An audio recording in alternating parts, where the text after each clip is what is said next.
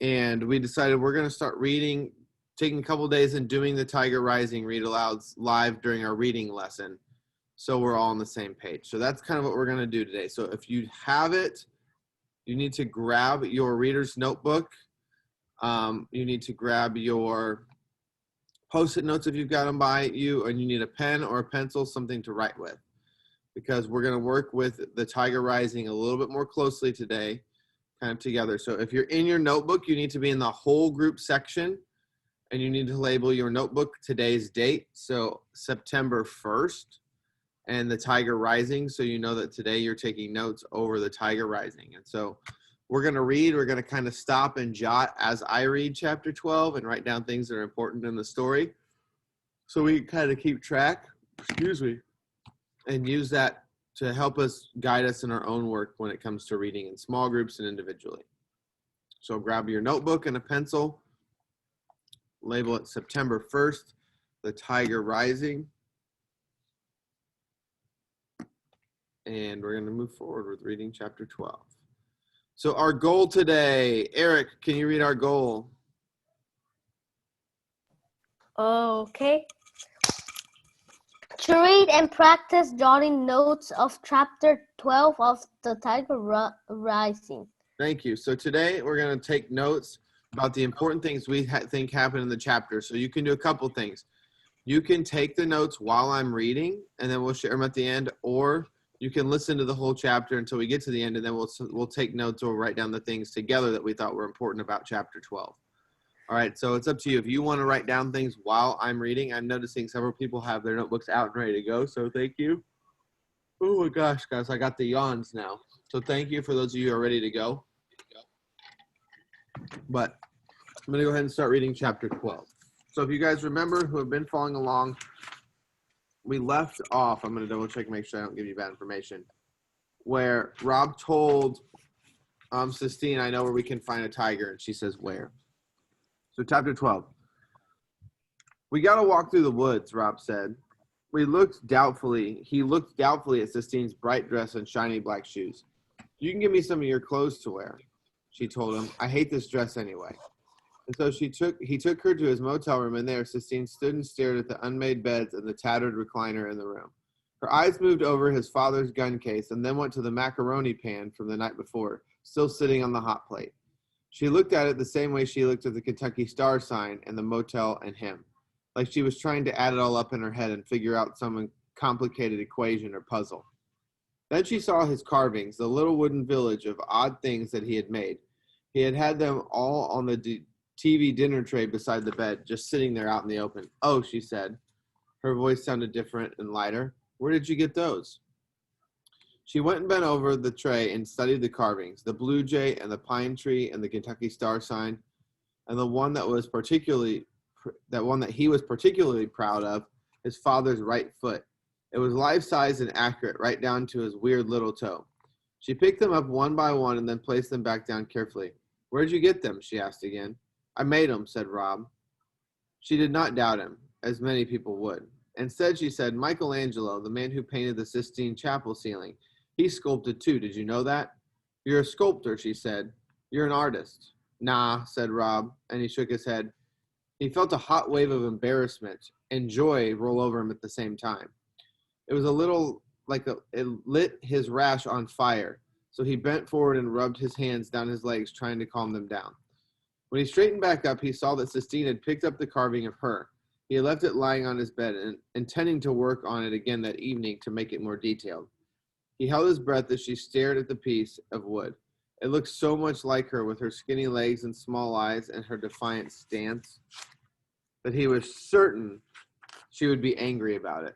But once again, she surprised him. Oh, she said, her voice was full of wonder. It's perfect. It's like looking in a little wooden mirror. She stared at it 1 minute more and then carefully laid it back on his bed. Give me some clothes to wear, she said, and we'll go see the tiger. Rob gave her a pair of shorts and a t-shirt and left the room and went outside to wait for her. It was still raining, but not hard. He looked at the falling Kentucky Star again. He thought for a minute about one of the not wishes he had buried deepest inside, that not wish of a friend. He stared at the star and felt the hope and the need and fear all course through him at the same time like a hot neon arc. And then he shook his head. Nah. He said, looking at the sign, nah. And then he sighed and stuck his legs out into the rain, hoping to cool them off and hoping to get some small amount of relief. And that's the end of the chapter. So let's look at what were some of the things that happened in that chapter that seemed kind of important that we might think are worth writing down in our notebooks. I'm going to make a bulleted list here. I will type them. If you have something that seemed kind of important to share, you can raise your hand. And if not, y'all, I'm going to start just calling people. Ania.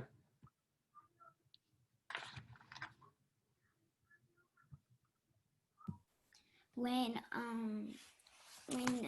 Rob told her about the tiger, and when he thought that she would be like, no, I don't believe you. And when he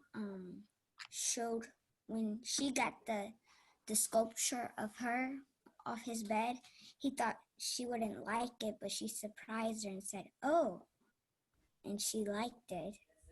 Okay, so we're gonna skip.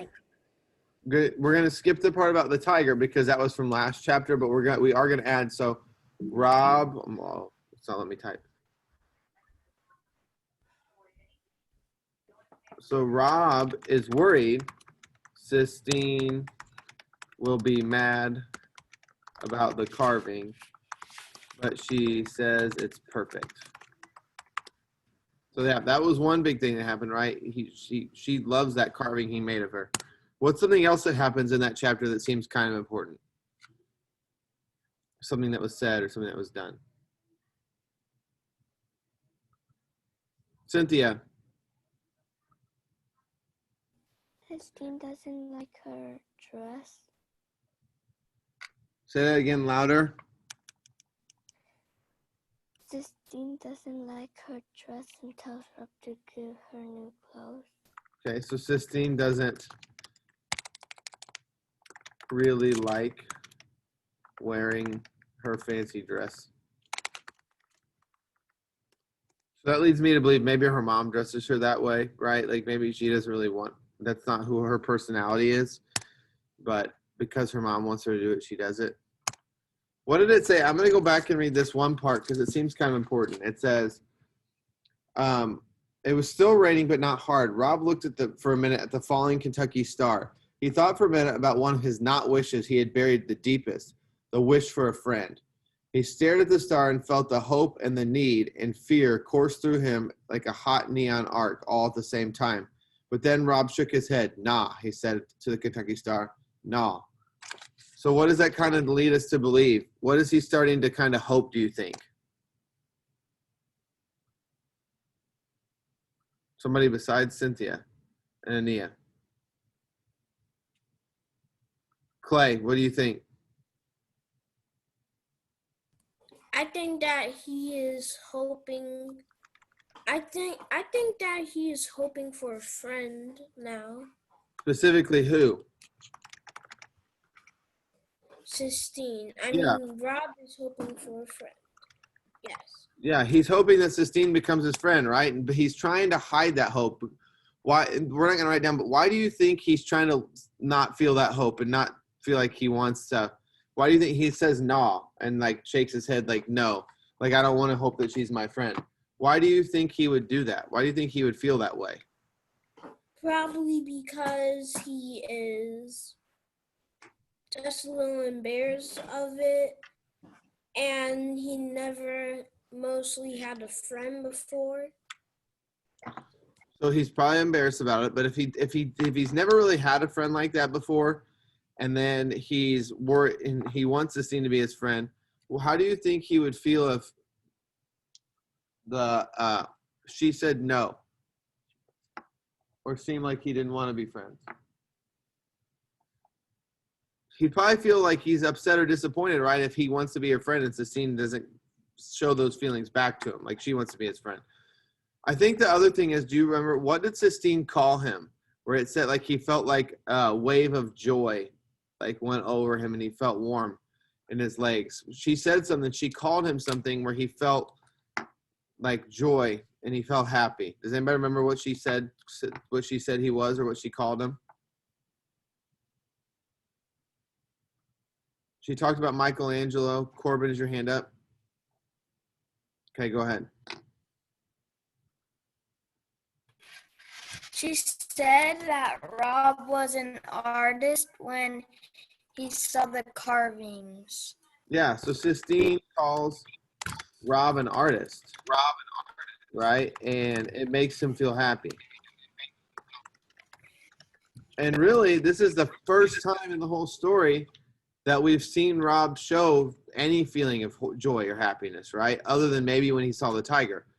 So those are kind of, we don't need to, when we stop and jot, just like that, we wrote down 4 quick things, right? About how they're feeling or how the characters are acting or events that happened in that chapter.